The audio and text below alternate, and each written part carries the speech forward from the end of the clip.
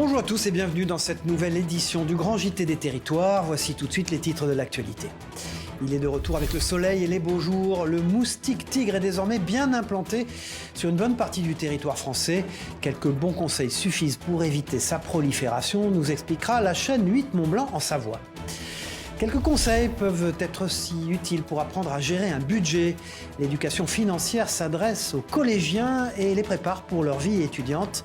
Un reportage de Vosges Télévisions dans ce journal. C'est un site magique et paisible qui fait la fierté des habitants de la Somme. Les ortillonnages d'Amiens pourraient être sélectionnés pour participer au concours du monument préféré des Français. Elle ne participera pas au concours, mais y serait légitime. La savane des pétrifications en Martinique. Lieu de rêve, volcanique, apprécié des randonneurs, photographes et producteurs de melons. Un reportage éblouissant en fin de journal avec la rédaction de Via ATV sur place. Ne vous fiez ni à son nom, ni à sa taille. Le moustique tigre est désormais bien installé en France depuis une vingtaine d'années. Originaire d'Asie, cet insecte vecteur de maladies aime les eaux stagnantes et le frais. Pour réduire sa prolifération, la ville d'Annecy a lancé une campagne de sensibilisation. Objectif, expliquer les bons gestes et mieux connaître ce nuisible. Des agents vont ainsi à la rencontre des habitants. Un reportage de Manon Toiti pour la rédaction de 8 Mont-Blanc. Regardez. Vous les avez certainement déjà vus dans vos jardins à l'approche de l'été. Le retour des beaux jours signe aussi le retour des moustiques tigres. Ces insectes prolifèrent dans les zones d'eau stagnante et piquent énormément en journée. La ville d'Annecy lance une campagne de sensibilisation contre ce nuisible dans les quartiers des Romains et de l'Auverchie. Des agents d'hygiène parcourent les rues pour avertir les habitants. On vient faire de la sensibilisation contre le moustique tigre. Pour les riverains, ces conseils leur permettent d'envisager un été plus serein. Nous, ça fait 2 étés où il est très présent, surtout en journée. Quand il y a des moustiques tigres et qu'on est dans le jardin en journée l'été, on est très vite dévoré. On a vite remarqué les endroits où il y en avait beaucoup, l'eau stagnait. Et du coup, là, le fait de mettre des pierres dans le fond pour éviter que les moustiques prolifèrent à cet endroit, j'ai trouvé que c'était une très bonne idée et voilà, je pense qu'on va opter pour ces pierres et continuer à surveiller. Les agents passent de porte en porte et proposent un diagnostic gratuit des espaces extérieurs. Les habitants connaissent déjà les conséquences des piqûres du moustique tigre, mais ignorent à quoi il ressemble vraiment. C'est pour ça que quand ils nous piquent, on ne les voit pas. Voilà, exactement. Contrairement à ce que beaucoup de gens pensent, c'est un moustique qui est vraiment tout petit. C'est pas l'énorme moustique qui vient nous piquer la nuit. En fait, c'est vraiment un moustique qui vient nous piquer en journée, qui est vraiment tout petit. Donc par rapport à une pièce de 1 centime, sur la pièce de 1 centime, vous avez un petit globe. Et en gros, le moustique fait cette taille-là. Et vraiment tout petit. Et il est rayé noir et blanc. Donc c'est comme ça qu'on le reconnaît. Un bon entretien de son jardin garantit une limitation de la prolifération de cet insecte. Il est souvent dit que le moustique tigre qui vous pique est né chez vous, puisqu'il peut se déplacer d'environ 150 mètres seulement autour du lieu de ponte. Il est donc essentiel de connaître les gestes à appliquer pour éviter son invasion. Le but, c'est d'adopter les bons gestes pour supprimer tout ce qui est eau stagnante. Puisque quand on supprime l'eau stagnante, on supprime le cycle larvaire et donc le moustique ne se développe pas. Et ainsi, on réduit sa prolifération. Donc c'est vraiment surveiller tous ces extérieurs, ranger ce qu'il y a à ranger. Et puis effectivement, après, quelques petites astuces, on peut remplir ses soucoupes de sable ou de gravier pour éviter effectivement qu'il y ait une lame d'eau et que cette lame d'eau mette en eau les œufs qui sont pondus sur les surfaces verticales. La campagne devrait durer jusqu'à fin juillet. La ville souhaite aussi sensibiliser les écoles, les services publics et les copropriétés au risque de prolifération du moustique tigre. Elles sont aussi envahissantes avec le retour des beaux jours. Les chenilles processionnaires colonisent les arbres et les forêts. Vous les avez peut-être vues dans vos jardins. Menace pour l'environnement, mais aussi pour l'homme et nos animaux de compagnie. Ces chenilles font l'objet d'un traitement chimique annuel pour limiter leur propagation. En Moselle, vous les voyez sur ces images, l'épandage se réalise à l'aide d'un drone agricole. Plus efficace que la main de l'homme, il permet de mieux cibler ces insectes classés nuisibles pour la santé depuis peu. Précision recueillie par Chloé Gaillard pour Moselle TV. Regardez. Ces bactéries vont être ingérées par les chenilles qui se nourrissent toutes les nuits. Elles vont manger du feuillage sur lequel il y aura ces bactéries déposées. Et à l'intérieur de l'intestin de la chenille, il va se produire un micro-trou, perforation, et la chenille va s'arrêter de manger. Donc d'ici 3-4 jours, la chenille ne va plus se nourrir. Et puis elle va mourir à petit feu dans 3 semaines, 1 mois. Voilà, et puis soyez prudents évidemment lors de vos balades en forêt. L'émission politique Face au territoire était diffusée jeudi dernier sur TV5 Monde. Les élections législatives ont été évidemment évoquées à quelques semaines maintenant du premier tour. Regardez cet extrait de l'émission. Sur les législatives, puisqu'on en parle, vous craignez des surprises? Est-ce qu'il peut se passer des choses? Jean-Luc Mélenchon, Premier ministre? Non, Jean-Luc Mélenchon, Premier ministre, j'y crois pas parce que l'arithmétique du scrutin est beaucoup trop violente dans des législatives. Il va y avoir une grosse abstention, 53% la dernière fois, ça peut monter encore. Donc il faut être dans les 2 premiers pour être qualifié. Les triangulaires, il n'y en aura pas, il y en a eu une seule la dernière fois. Donc si au 2e tour, vous avez Macron contre Mélenchon dans des circonscriptions, l'électorat de droite et d'extrême droite éliminé, il fera barrage. Il fera barrage au candidat Mélenchon. Donc il y aura un premier tour peut-être triomphal pour la NUP et un 2e tour beaucoup plus difficile. Ils vont faciliter finalement la majorité, la possibilité de la majorité de se retrouver. Après, ça fera quand même une opposition extrêmement compliquée à l'Assemblée, parce que vous aurez beaucoup d'élus de gauche, et notamment de gauche radicale mélenchoniste, sans doute beaucoup plus d'élus d'extrême droite qu'il n'y en a jusqu'à maintenant, et donc il y aura une tenaille autour du groupe majoritaire. Les débats vont être très très très virulents. Groupe majoritaire qui va vite se diviser en écurie présidentielle.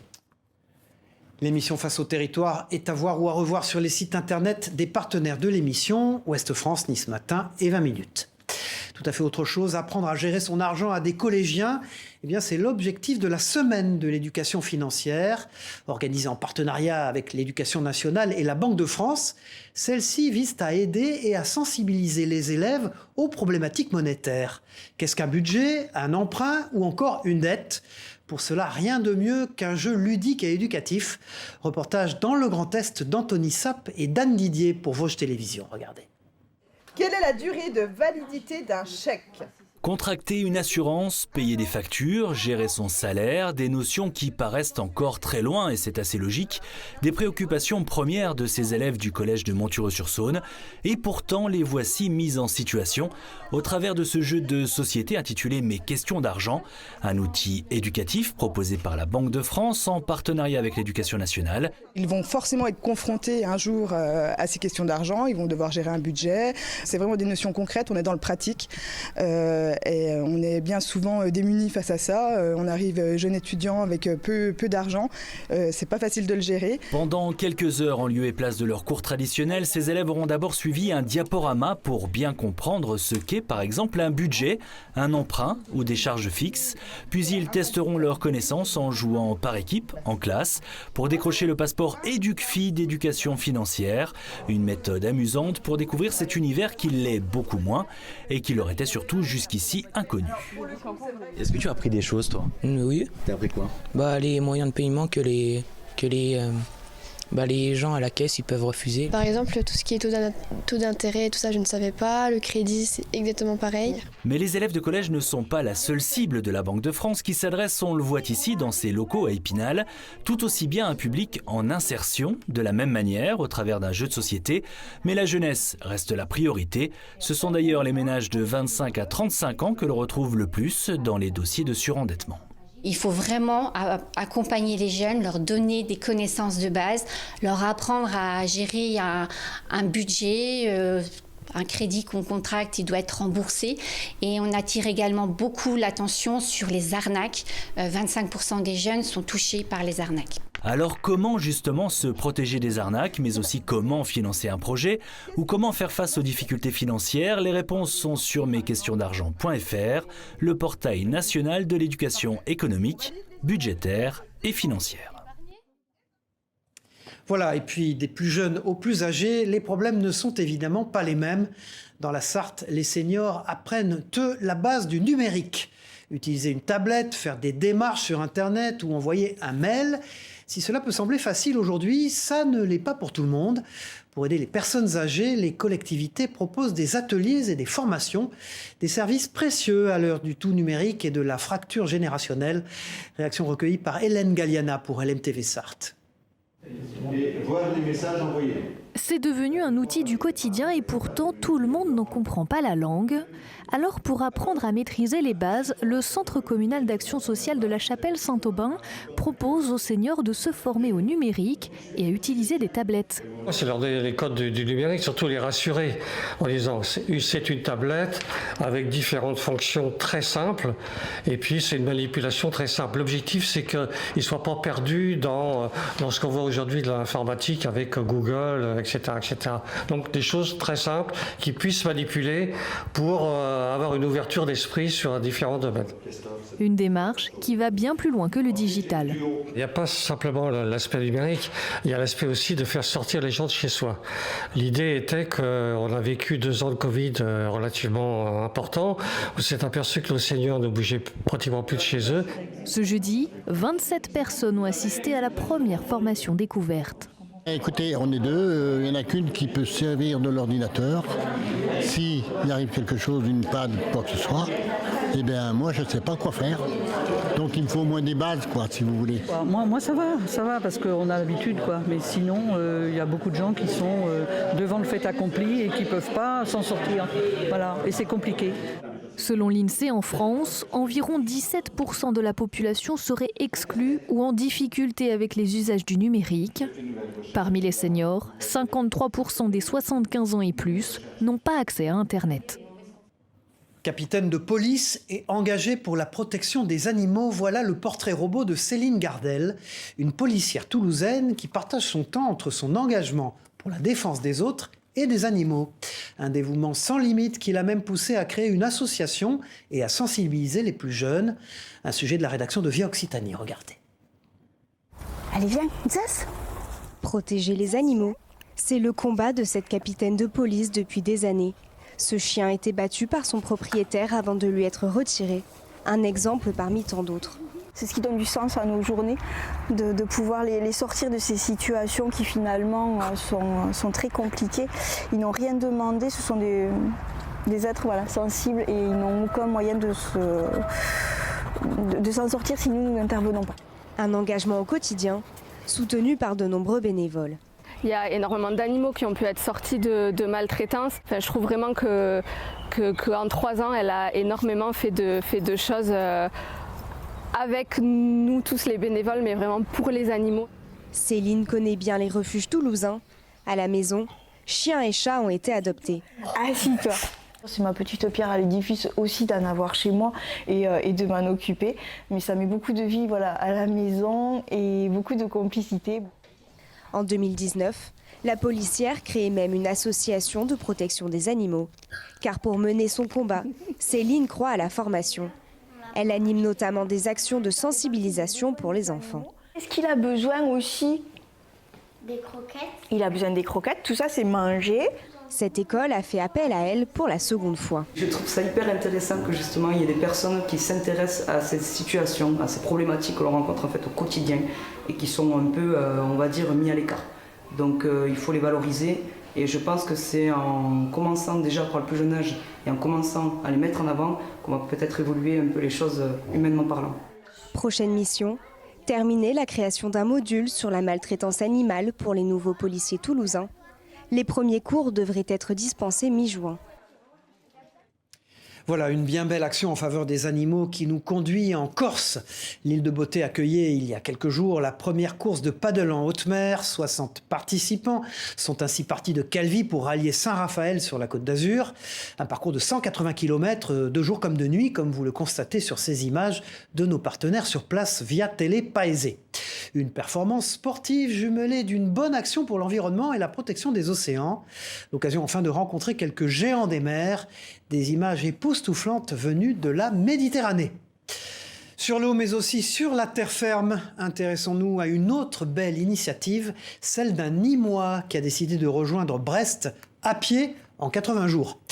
Un défi de 1400 km relevé par Régis, un retraité de 80 ans, bénévole pour l'association Les Petits Frères des Pauvres. Son objectif, changer le regard sur la vieillesse. Écoutez-le au micro d'Héloïse Géranton de TL7 lors de son passage dans la Loire. Lorsqu'on a 80 ans, lorsqu'on est dans un âge avancé, il faut et on peut toujours avoir des rêves, des projets Bref, il faut vivre. La vieillesse n'est pas une fin, la vieillesse est une étape qu'il faut vraiment vivre à fond. Les amoureux de la prunelle de Troyes et de Champagne seront ravis. Les confréries de ces deux produits locaux se sont unies dans le cadre d'une nouvelle alliance. Objectif de ce mariage de proximité, défendre et promouvoir les produits de la région. Le tout dans la bonne humeur, comme a pu s'en rendre compte Damien Ardéois pour la chaîne Canal 32. Regardez. Célébrons le sol Prunelle et Champagne ont célébré leur union, une journée historique pour les deux confréries. Nous allons déambuler pour se retrouver au Cellier Saint-Pierre, lieu de distillation de la prunelle de Troyes. Aujourd'hui, c'est l'apothéose. Samedi 7 mai, nous allons retracer la genèse de nos deux confréries et faire un chapitre exceptionnel de l'ère Champagne-Prunelle. Qu'est-ce qui rend les filles plus belles, c'est la prunelle. Objectif de cette alliance, valoriser encore davantage le patrimoine local. Une confrérie, on est là pour promouvoir les produits locaux. Donc c'est vrai que le champagne est connu, la prunelle est très connue. Et on avait envie de créer un événement autour de champagne et prunelle. C'est important de pouvoir marier deux produits locaux de manière à sceller un peu plus notre territoire. Nous allons vous présenter nos dignitaires et chevaliers. 4 ambassadeurs de l'Alliance Prunelle-Champagne ont été intronisés au terme de cette cérémonie folklorique. Parmi eux, le président de la Chambre d'agriculture de l'Aube, Alain Boulard, et la productrice de télévision Sandrine Dominguez.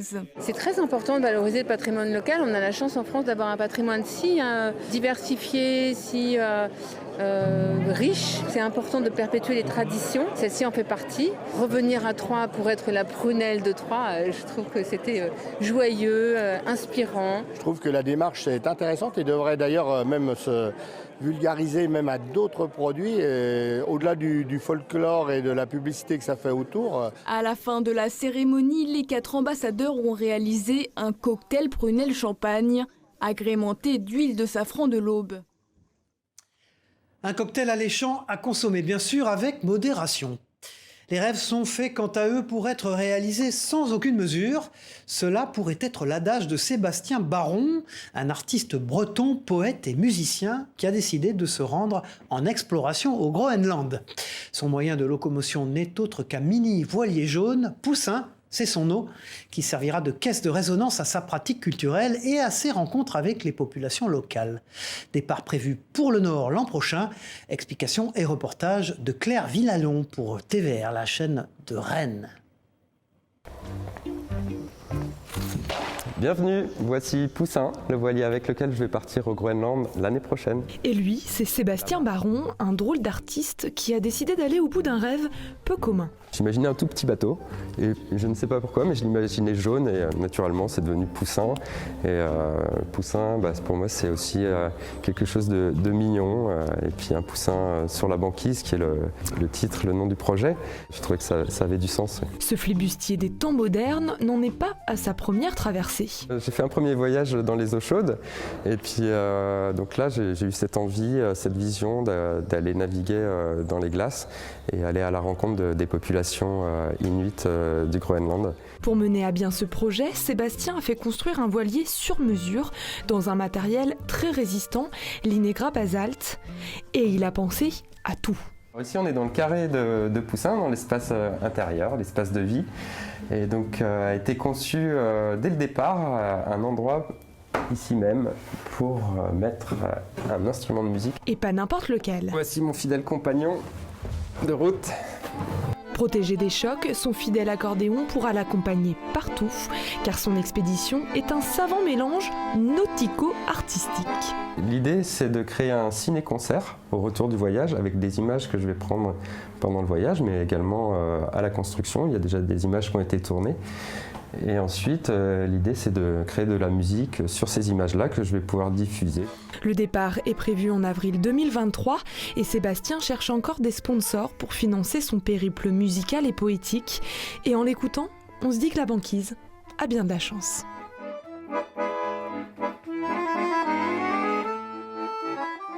Il est l'un des 3 sites présélectionnés pour représenter les Hauts-de-France lors du concours du monument préféré des Français. Les ortillonnages d'Amiens font la fierté des habitants de la ville et de sa région. À cette occasion, WEO TV, la chaîne de la Voix du Nord, a décidé de faire découvrir ou redécouvrir ce site exceptionnel par sa richesse naturelle. Une balade au fil de l'eau relaxante entre faune et flore que nous propose Jérôme Aubron. Regardez. C'est une bulle de nature au milieu de la ville. Un lieu paisible qui ne s'offre qu'à ceux qui en connaissent le chemin. Oui, pour profiter des ortillonnages, il faut emprunter les Rieux, un dédale de canaux façonné par l'homme et dont les remous bercent aujourd'hui les visiteurs. C'est surprenant d'être à côté de la ville et de rien entendre. Franchement, la découverte de cette nature et ce calme et cette verdure, c'est exceptionnel. C'est à recommander presque à tout le monde parce que c'est paisible et c'est du calme, c'est reposant. Donc ortillonnage, ça vient de hortus, le jardin en latin comme horticulture. À la barre, Jean-Baptiste. Cela fait 15 ans qu'il vogue au fil des eaux de la Somme, qu'il guide les curieux entre faune et flore, entre hérons, jeunes foulques et potagers. Vous voyez là, vous avez mon bureau en décor. Le plaisir premier, c'est ça. Quand vous en avez marre de la ville, en 5 minutes, vous êtes à l'autre bout du monde. Vous donneriez votre place ? Non. Pourquoi ? Dans ce décor impressionniste résonne 800 ans d'histoire. L'histoire de ceux qui depuis toujours travaillent la terre, ceux qui vivent au rythme des saisons. Jérôme fait partie de ces maraîchers. Il profite autant de la terre idéale pour ses légumes que de l'ambiance sereine des ortillonnages. On a le contact à la nature ici qui est vraiment agréable. Le chant des oiseaux, on a une terre qui est vachement fertile. Chaque année, plus de 120 000 visiteurs embarquent pour 45 minutes d'air pur. C'est peu, mais il n'en faut pas plus aux ortillonnages pour faire chavirer les cœurs. Et puis découvrons à présent une autre merveille naturelle de nos territoires, le trou de Bouzoul en Aveyron, un canyon extraordinaire à l'histoire plus que millénaire où se côtoient verdures et cours d'eau au milieu de falaises vertigineuses. Un site extraordinaire dont vous voyez quelques images impressionnantes grâce à nos partenaires de la Dépêche du Midi. Direction la Martinique pour terminer cette édition avec d'autres vidéos éblouissantes, vous allez le voir. Celle d'un volcan totalement décapité par l'érosion. À Sainte-Anne, la savane des pétrifications, c'est son nom, offre un spectacle quasi lunaire aussi incroyable qu'impressionnant. Un voyage dans le temps et au cœur d'un volcan avec Jean-Marc Dabreux et Teddy Albert, journaliste à la rédaction de Via ATV Martinique.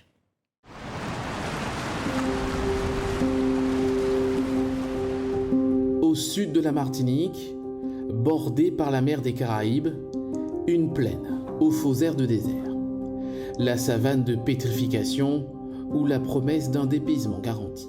Au beau milieu de cet espace inattendu, nous croisons ce groupe de randonneurs habitués des lieux. Quand je viens ici, en fait, c'est parce que j'ai l'impression de ne pas être en Martinique, en fait, quand j'ai besoin de sortir un peu dans mon île, sans partir. Visiter la savane de pétrification, c'est aussi faire une balade dans le temps. Il y a 23 millions d'années, l'île aux fleurs est née ici. Il reste encore des traces de cette époque lointaine. Oui, là, je viens de ramasser un morceau de bois pétrifié, dit pétrifié, mais en réalité, c'est du bois silicifié. Pourquoi? Parce qu'il n'y a plus de bois à l'intérieur. En fait, le bois, il est fibreux, un bout de bois pourri.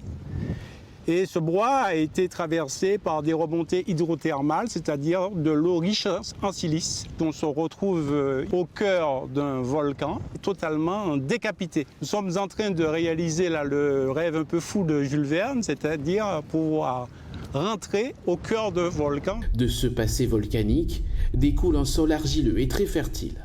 Une terre idéale pour la culture du melon. Cette exploitation d'une centaine d'hectares y était plantée depuis une quinzaine d'années. Les plantes sont puissantes et nous donnent un produit de grande qualité. Donc le fait d'être à proximité de cette zone nous fait partager la chance d'un terroir exceptionnel. Une nature généreuse et captivante, Ce photographe professionnel en a fait son terrain de chasse favori. Il y a beaucoup d'espèces différentes. Là, on parlait du paille en queue, mais on vient de voir le balbuzard pêcheur passé. Il y a la frégate, le pélican. On a l'impression d'être sur l'eau avec les oiseaux. Jadis, point le plus haut de l'île, la savane de pétrification offre aujourd'hui un panorama unique sur la Martinique. Voilà, c'est la fin de ce grand JT des territoires. Merci de nous avoir suivis. On se retrouve très vite pour une prochaine édition. Au revoir à tous.